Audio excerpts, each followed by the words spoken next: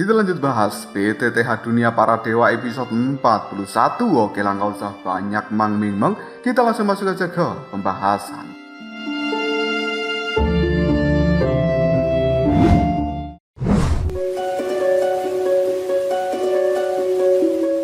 Le Shaolong berkata pada Xiaoyan apabila dia mencari sebuah teknik yang luar biasa milik klan Yao, maka Xiaoyan harus mencarinya ke markas utama yang berada di pegunungan Binan. Apalagi sekarang Xiaoyan juga telah menyinggung seorang dari klan Zhao di dalam kota Juki ini yang tidak lain adalah Tuan Muda Su. Hal itu membuat Xiaoyan memutuskan bahwa dia harus meningkatkan kekuatannya terlebih dahulu baru pergi ke markas utama dari klan Yao yang berada di pegunungan Binan itu. Le Shaolong kemudian mengubah topik pembicaraan. Baiklah, kita jangan bicarakan tentang klan Yao terlebih dahulu. Mari kita bicarakan tentang dirimu saja, karena kau tidak akan pergi ke klan Yao. Maka selanjutnya kau ingin pergi kemana, Tuan Muda Xiaoyan? Apakah kau memiliki rencana untuk berkeliling kota Juki ini? Xiaoyan menggelengkan kepalanya sambil berkata, ini merupakan pertama kalinya aku berada di dalam kota Juki, dan aku juga tidak terlalu hafal tentang tempat ini karena kota Juki itu sangatlah besar. Le Shaolong kemudian menimpali perkataan dari Xiaoyan. Iya, kota Juki ini memang terlalu besar, namun juga memiliki ragam barang dan informasi yang luar biasa. Tuan Muda Xiaoyan, sebaiknya kau tinggal beberapa hari di dalam tempat ini untuk berkeliling dan memahami kota Juki.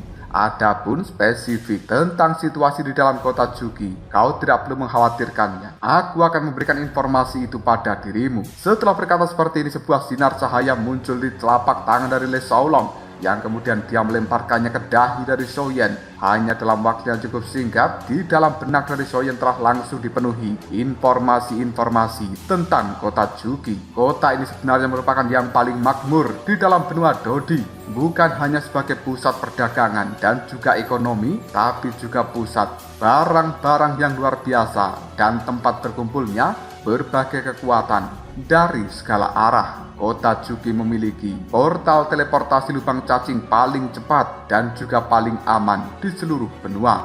Keamanan di dalam tempat ini juga yang paling stabil. Kota Juki telah dikelola oleh sangat baik dan setiap transaksi yang berada di dalam tempat ini harus membayar pajak 10% dari jumlah transaksi yang ada. Tidak peduli untung atau rugi, pajak tersebut masih tetap akan dibagi bersama dengan 6 kekuatan besar. Dan untuk menarik lebih banyak pedagang, penjual, serta berbagai pihak lain untuk berdagang dan juga berbisnis di kota Juki, 6 kekuatan utama masing-masing telah menerapkan strategi yang unik dan mereka juga telah membentuk distriknya masing-masing. Di dalam distrik ras manusia yang paling terkenal adalah kasinonya serta Hotel Wang Jing yang sangat mewah. Tempatnya cukup strategis karena berada di seberang lubang cacing dari distrik ras manusia, dan kasinonya adalah yang terbesar di seluruh benua. Kuliner di dalam distrik manusia juga yang paling khas. Nasi goreng dan juga soto merupakan andalan di dalam tempat itu.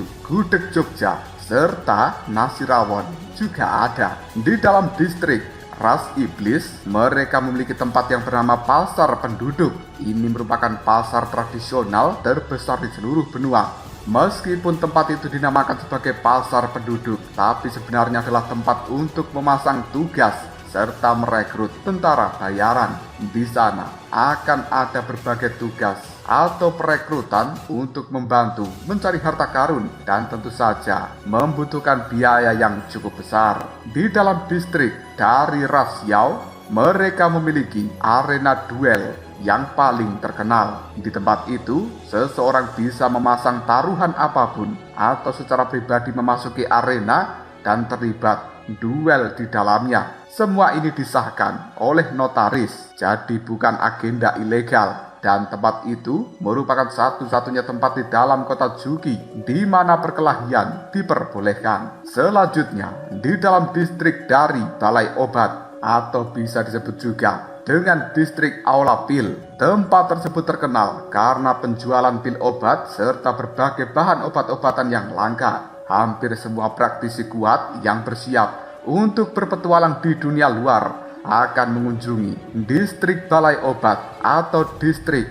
aula obat ini untuk mengisi pil-pil obat yang dibutuhkan selama perjalanan. Di dalam distrik aliansi bisnis, mereka memiliki tempat perdagangan terbesar yang bernama Pasar Taobao. Tempat itu memiliki berbagai macam barang dan juga harta karun aneh. Namun, seseorang harus jeli ketika membeli barang di pasar Taobao. Jika mereka beruntung, mungkin akan bisa mendapatkan barang langka dengan harga yang paling rendah. Namun jika tidak beruntung, maka akan mendapatkan barang rongsokan dengan harga yang paling tinggi. Dan tempat yang paling berkesan di dalam distrik aliansi bisnis merupakan rumah lelang kelas tak tertandingi, dan itu bernama Rumah Lelang Dasang. Disebut sebagai kelas yang tidak tertandingi karena bukan hanya ukurannya yang besar, tapi juga karena lebih dari setengah semua harta karun yang dilelang adalah melalui tempat itu. Dan rumah lelang Dasang ini merupakan tempat yang paling sering dikunjungi oleh para pemimpin berbagai kekuatan besar.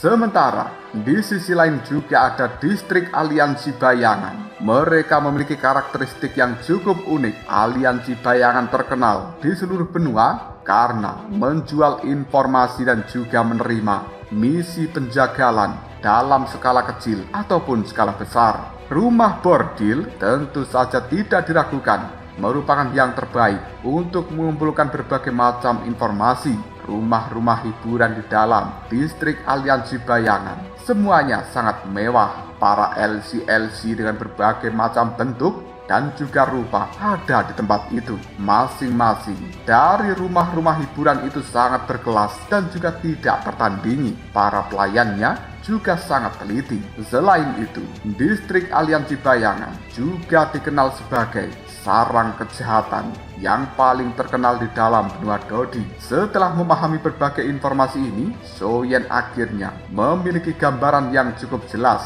tentang penopang kota Jugi, dan saat ini dia pun memiliki tempat yang akan dituju. Tidak lain merupakan distrik Aula Pil atau distrik Balai Pil dan juga distrik aliansi bisnis. Soyen setelah menerima berbagai informasi itu, dia membuka matanya secara perlahan.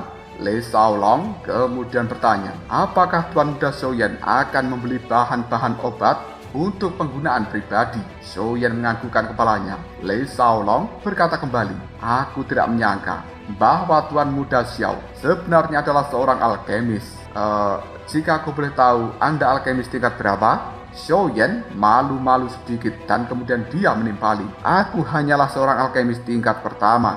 Le Shaolong kemudian menambahkan, Tuan Muda Soyen, jangan terlalu merendah hati seperti itu. Alkemis di berbagai tempat mereka memiliki status yang sangat tinggi, dan alkemis ini aku sebenarnya tidak tahu bagaimana cara melakukannya, tapi aku pikir sangat sulit. Untuk dikatakan sulit dan tidak sulit, untuk dikatakan tidak sulit. Ketika sebuah kesempatan datang, peningkatan mungkin yang akan kau dapatkan tidak akan lambat. Soyen mendengarkan ucapan dari Le Shaolong. Dia tahu bahwa orang ini memiliki wawasan, dan kemudian Soyen mengatakan, sepertinya Tuan Le Shaolong sedikit banyak mengetahui tentang alkemis. Bolehkah aku mendengarkan detail lebih lanjutnya?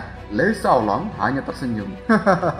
Tuan muda, aku hanya mengatakannya dengan santai saja, dan Anda tidak perlu menganggapnya serius. Soyen pun menimpali. Kata-kata dari senior Le Shaolong membuat aku cukup penasaran, dan aku benar-benar ingin mendengarkan detail yang serius tentang informasi darimu. Le Shaolong kemudian berkata, baiklah, jika Tuan muda Soyen memaksa, maka aku akan menjabarkan sedikit yang aku ketahui tentang alkemis. Jalan alkemis tampaknya sangat sulit, dan para alkemis yang hebat telah mendapatkan status yang cukup tinggi. Tapi jika diteliti lebih lanjut, menjadi seorang alkemis yang hebat itu membutuhkan 6 elemen yang paling penting. Yang pertama tentu saja merupakan sejumlah besar bahan obat-obatan yang Anda peroleh selama Anda memiliki uang untuk membelinya. Yang kedua merupakan formula dari obat-obatan itu sendiri. Formula obat yang baik tidak hanya memiliki efek mencapai hasil 2 kali lipat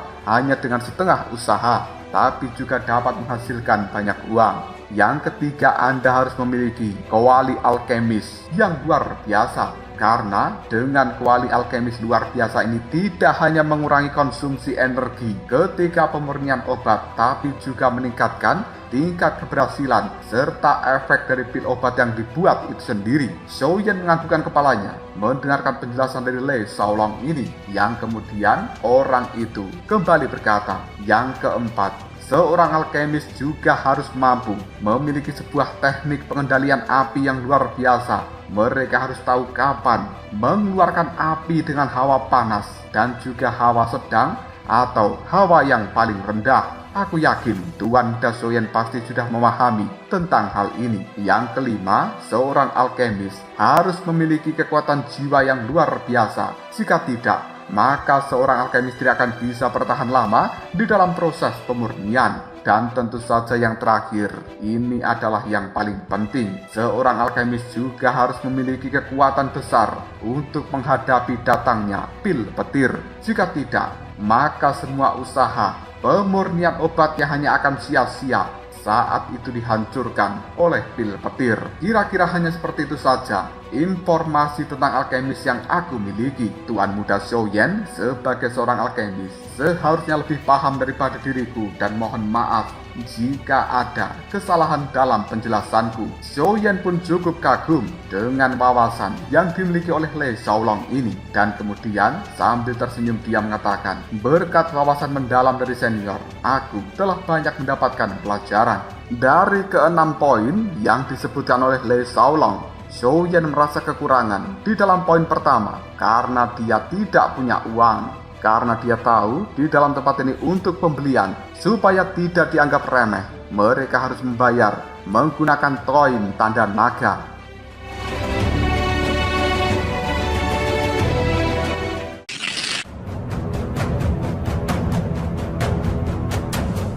Memikirkan hal seperti ini saja, Xiaoyan menghela nafas yang panjang. Lei Xiaolong kemudian bertanya, Tuan Muda Xiaoyan, kenapa Anda menghela nafas panjang seperti itu? Apakah ada masalah? Dan bisakah aku membantu dirimu? Xiaoyan sambil tersenyum dia mengatakan, poin pertama saja sudah membuatku bingung, dan aku merasa kali ini aku benar-benar orang yang paling miskin. Oh iya, aku sudah terlalu banyak merepotkan senior Lei Xiaolong. Xiaoyan mengucapkan terima kasih banyak padamu. Lei Xiaolong kemudian menunjukkan kepeduliannya terhadap Xiaoyan sambil berkata, Tuan Muda Xiaoyan, apakah saat ini Anda memiliki sebuah rencana khusus? Xiaoyan menganggukkan kepalanya sambil berkata, aku mungkin akan pergi ke distrik Balai Pil terlebih dahulu. Lei Xiaolong kemudian menimpali, pasar perdagangan pil obat ini masih cukup jauh dari pintu keluar formasi lubang cacing di dalam distrik Balai Pil.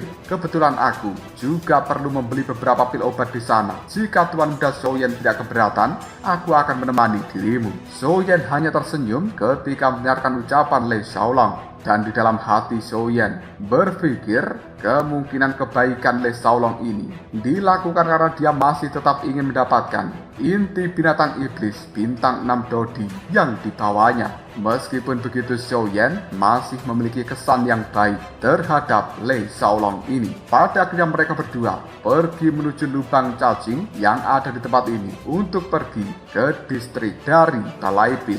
Di sepanjang perjalanan, banyak orang yang lewat menganggukkan kepalanya dan memberikan hormat pada Lei Xiaolong. Hal itu menunjukkan bahwa orang ini memang memiliki banyak koneksi dan juga pengaruh, serta bukan orang biasa. Tiba-tiba saja Lei Xiaolong menghentikan langkah kakinya. Dia menoleh pada Xiaoyan dan kemudian berkata, Tuan Muda Xiaoyan, aku melupakan sesuatu, dan ini adalah hal yang sangat penting. Dengarkan aku baik-baik. Demi keselamatan Anda, aku harap Tuan Muda Xiaoyan tidak akan mengungkapkan nama aslimu kepada siapapun. Xiaoyan pun cukup terkejut ketika mendengarkan hal seperti ini, dan pada akhirnya dia hanya menganggukkan kepalanya tanda setuju pada Lei Xiaolong itu. Tak lama kemudian, mereka benar-benar tiba di dalam formasi lubang cacing. Tanpa ragu lagi, Xiaoyan bersama dengan Lei Xiaolong melangkah masuk ke dalam formasi lubang cacing itu dan kemudian mereka diteleportasi menuju distrik Balai Pil. Pandangan mata dari Soyen dibuat cukup takjub karena distrik ini terlihat cukup megah dan juga memiliki aroma-aroma dari obat yang luar biasa. Bagaimanapun juga,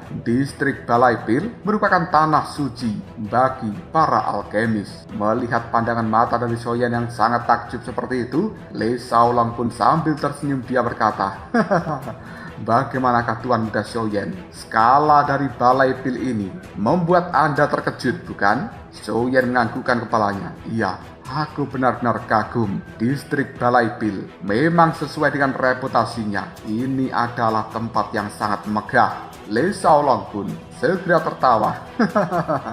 Semua orang yang melihat Balai Pil untuk pertama kalinya seperti kau, mereka akan mengatakan hal yang serupa. Oh ya, ngomong-ngomong, Tuan Muda Soyen, level dari alkemismu belum dievaluasi dan juga didaftarkan, bukan? Karena kau sudah sampai di dalam distrik Balai Pil ini, apa kau tidak berniat untuk melakukan evaluasi dan juga pendaftaran ujian tentang level alkemismu? Soyen menggelengkan kepalanya sambil berkata, dengan gelarku sebagai alkemis tingkat pertama, mungkin masih belum cocok untuk pendaftaran dan juga evaluasi tersebut. Lei Shaolong pun menimpali, Tuan Muda, jangan seperti itu. Bagaimanapun juga kaisar tingkat pertama masih seorang alkemis, bukan? Tidak ada ruginya jika Anda melakukan evaluasi dan juga pendaftaran. Jika Anda berniat, aku akan mengantarkanmu ke tempat pendaftaran itu. Soyen berpikir sejenak sebelum akhirnya dia menganggukkan kepalanya. Baiklah, jika begitu aku akan melakukan pendaftaran dan juga evaluasi. Melihat Soyen telah setuju, akhirnya Lei Shaolong mengajak Soyen ke sebuah gedung yang cukup megah. Di atasnya tertulis Aula Penilaian dan juga Pendaftaran. Lei Shaolong segera mengajak Soyen masuk ke dalamnya dan kemudian mereka berdua melihat ada dua orang di dalam ruangan itu. Yang satu adalah seorang pria parubaya yang membawa buku pendaftaran, sementara yang satu lagi merupakan seorang tetua yang duduk bersila sambil memejamkan matanya. Merasakan kehadiran dari Lei Shaolong dan juga Soyen, pria tua yang duduk bersila dan juga memejamkan matanya itu tiba-tiba saja membuka mata sambil berkata, apakah akan melakukan penilaian? Soyen menganggukkan kepalanya. Lelaki tua itu kembali berkata, satu orang atau dua orang? Soyen menjawab, hanya diriku. Lelaki tua itu dengan dingin mengatakan, jika begitu yang tidak berkepentingan, silakan keluar. Lei Shaolong hanya bisa menggelengkan kepalanya dan kemudian dia memberikan semangat pada Soyen lalu keluar dari dalam tempat ini. Pria tua melihat pada Soyen lalu bertanya dengan acuh tidak acuh, penilaian tingkat berapa yang ingin kau lakukan? Soyen menjawab, kaisar tingkat pertama.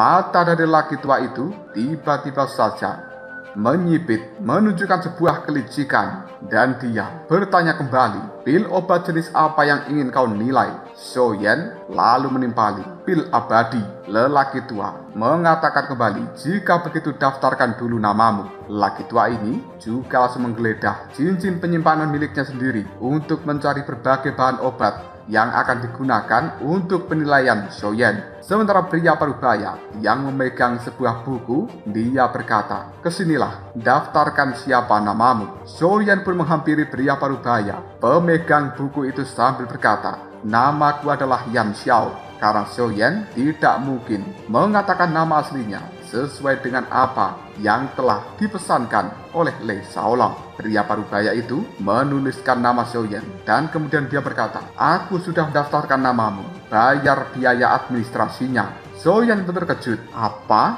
Membayar biaya administrasi? Lelaki tua kemudian berkata, bocah, apakah kau pikir menyediakan bahan obat-obatan untuk penilaianmu di dalam tempat ini adalah barang gratis? Soyen hanya menganggukkan kepalanya dan dia bertanya, berapa yang harus aku bayar? Lelaki tua itu pun segera menimpali 500. Tanpa ragu lagi Xiaoyan langsung mengeluarkan 500 koin emas dari dalam cincin penyimpanan. Melihat hal seperti ini lelaki tua tiba-tiba saja berkata dengan marah, "Koin emas? Apakah kau pikir di tempat ini kau hanya ingin membeli secangkir air? Kita tidak memerlukan koin emas. Kita membutuhkan koin bertanda naga." Xiaoyan pun tercengang. "Apa?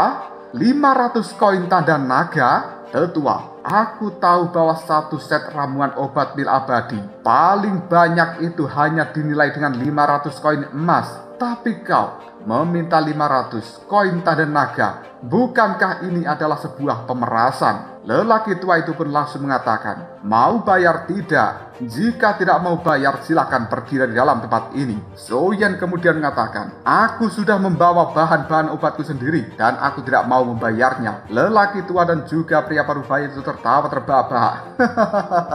"Hei bocah sialan, aku katakan padamu ya, bayaran itu hanyalah untuk mendaftarkan namamu. Jika kau tidak mau membayar, pergi saja dan jangan pernah bermimpi untuk mendaftarkan nama sebagai seorang alkemis di tempat ini." Xiaoyan pun cukup marah dan kemudian mengeluarkan aura yang luar biasa dari dalam tubuhnya sambil berkata, "Kalian berdua benar-benar orang tua yang tidak tahu diri, dasar pemeras." Pria parubaya ketika melihat Xiaoyan mengeluarkan aura kemarahannya, dia pun segera berkata, "Hei bocah, jangan bertindak gegabah di dalam tempat ini. Jika tidak, maka kau tidak akan bisa menanggung akibatnya." Xiaoyan berkata, "Lalu kalian mau apa?" Pria parubaya kini langsung memberikan sebuah serangan pada Xiaoyan. Namun Xiaoyan segera mengeluarkan kekuatan api dari dalam tubuhnya, menangkis serangan dari pria parubaya itu yang kemudian pung! Kekuatan api milik Xiaoyan mengenai tubuh dari pria parubaya membuatnya terpental sambil memuntahkan cairan merah. Melihat adegan seperti ini membuat lelaki tua segera berdiri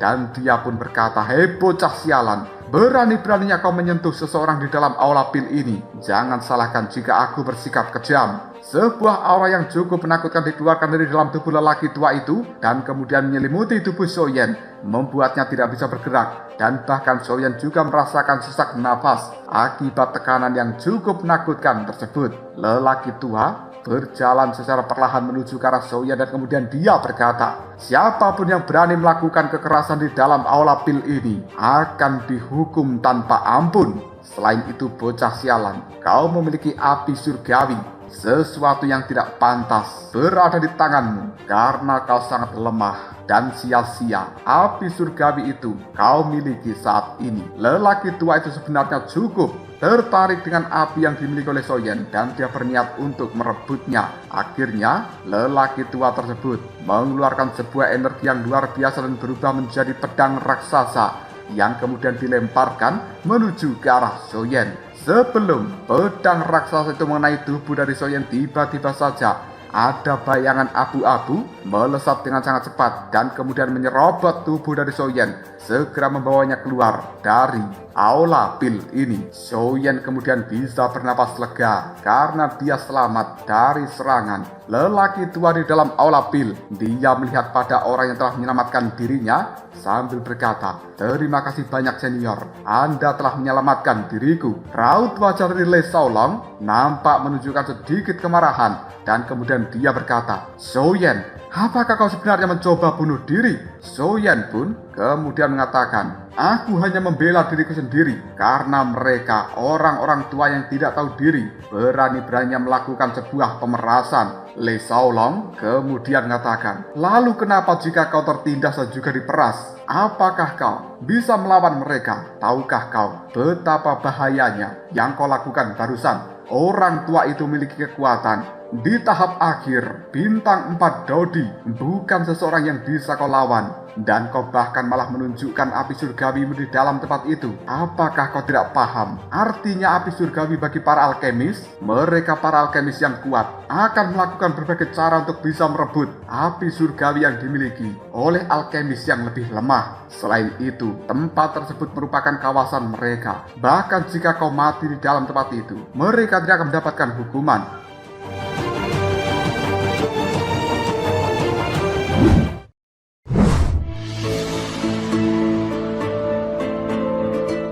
Soyen kemudian menimpali. Aku hanya membuat keributan supaya para manajer dari Aula Pil melihat situasinya bahwa pegawai mereka sangatlah culas. Le Shaolong kemudian berkata, Soyen, kau benar-benar tidak paham. Apakah kau pikir para manajer mereka tidak tahu apa yang dilakukan anak buahnya? Situasi seperti itu bukan rahasia lagi di dalam benua Dodi ini. Mereka yang datang ke tempat ini untuk melakukan penilaian biasanya tidak memiliki kekuatan yang signifikan. Ditambah lagi kau hanya berada di level alkemis kaisar tingkat pertama. Jadi tentu saja mereka berani melakukan pemerasan sejumlah uang yang besar terhadap dirimu. Dan uang dari hasil pemerasan ini juga akan dibagi dengan para manajer. Jika kau adalah seorang alkemis, atau setidaknya kekuatanmu berada di bintang Dodi keempat atau Dodi bintang 5, mereka tidak akan berani berbuat apapun. Xiaoyan menyipitkan matanya. Senior, mungkinkah sejak awal kau sudah mengetahui tentang hal ini dan bahkan kau tidak pernah berniat memberitahukannya pada diriku?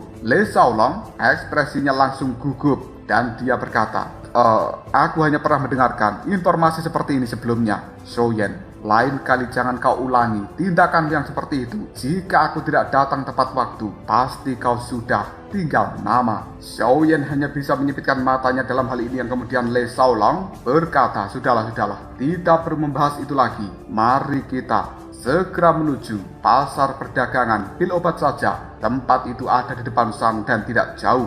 Xiaoyan hanya bisa menganggukkan kepalanya dan kemudian dia mengikuti Le Shaolong untuk pergi menuju pasar perdagangan pil obat. Beberapa saat kemudian, keduanya telah tiba di sebuah gedung yang sangat besar dan juga tinggi menjulang ke langit. Ini adalah pasar perdagangan pil obat yang memiliki lantai bertingkat-tingkat. Dan pasar ini merupakan yang paling terkenal di seluruh benua Dodi. Soyen bersama dengan Le Shaolong memasuki lantai pertama. Tempat itu penuh dengan orang, tapi tidak ada satupun yang berisik. Tawar-menawar antara pembeli dan juga penjual dilakukan dengan cara yang cukup tenang. Le Shaolong pun memberikan penjelasan. Lantai 1 hingga lantai 5 merupakan untuk jual beli pil obat. Sebagian besar kualitasnya rendah dan kualitas tertinggi hanya berada di bintang 5. Meskipun lebih sedikit orang yang membelinya, volume perdagangan terbesar adalah untuk bintang 1 dan juga bintang 2. Tapi nilai perdagangan tertinggi adalah untuk bintang 3 dan juga bintang 4. Mulai dari lantai ke-6 hingga ke atas, tempat itu semuanya adalah bahan obat-obatan yang berkualitas lebih baik. Di sana juga menjual kuali alkemis dan berbagai inti binatang iblis. Soyen pun segera mengatakan, mereka bahkan juga menjual inti binatang iblis. Le Shaolong pun menjawab, tentu saja. Segala sesuatu yang dibutuhkan untuk para alkemis dijual di dalam tempat ini. Bagaimana jika kita naik ke lantai atas untuk melihat-lihat dan kau juga bisa merasakan atmosfer serta menyaksikan harga-harga di pasar ini? Soyen pun menganggukkan kepalanya dan kemudian mereka berdua pergi ke lantai berikutnya. Xiaoyan cukup kagum dengan berbagai barang yang dijual di dalam tempat ini yang kemudian tiba-tiba saja Le Shaolong berkata, Tuan Muda Xiaoyan, aku mengetahui salah satu toko yang cukup besar di dalam tempat ini dan toko itu memiliki berbagai macam pil obat yang sangat lengkap. Kualitasnya ada dari yang level rendah hingga yang level tinggi. Apakah kau tertarik untuk pergi ke sana? Jika memang tertarik, mungkin aku bisa membantumu bernegosiasi kepada pemilik toko dan bahkan kau juga bisa berkonsultasi dengan pemilik toko tersebut tentang apa yang belum kau pahami. Bagaimana? Soyen pun menganggukkan kepalanya sebagai tanda setuju. Akhirnya Le Shaolong mengajak Soyen pergi ke toko yang dia maksud. Setelah beberapa saat, keduanya telah tiba di sebuah toko yang bernama Toko Obat Dasang. Pemilik toko itu yang merupakan seorang pria pendek dengan kepala botak. Ketika melihat kemunculan Le Shaolong, buru-buru berdiri dan juga menyambutnya. Manajer Le, kenapa Anda datang sendiri? Jika Anda membutuhkan barang di tempat ini, bisa mengirimkan seseorang untuk memberitahu kami. Le Shaolong menganggukkan kepalanya dan kemudian dia berkata dengan sopan, kau tidak perlu terlalu sopan seperti ini. Aku hari ini datang membawa seorang teman. Perkenalkan, ini temanku, seorang alkemis dan dia ingin memahami pasar obat ini, Tuan Muda. Perkenalkan, ini adalah pemilik toko obat Dasang. Dia adalah Bos Tu,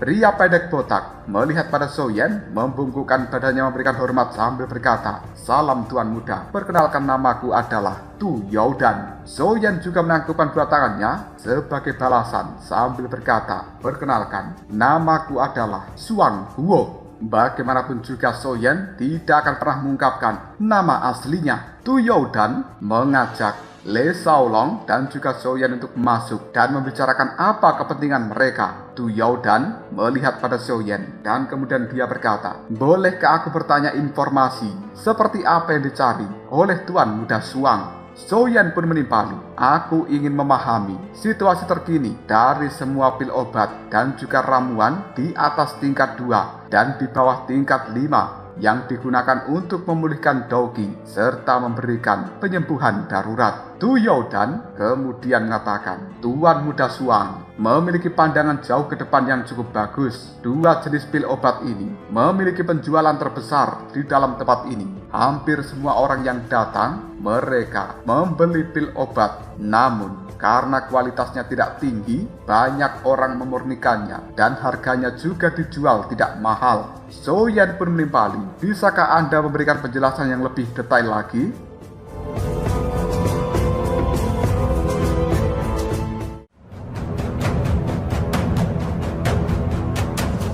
Lalu apakah yang akan terjadi selanjutnya? Mungkinkah Tu Youdan bersedia memberikan penjelasan yang lebih detail kepada Soyen ini? Jika kalian penasaran, tunggu aja jawabannya di next video. Ngobrol sob.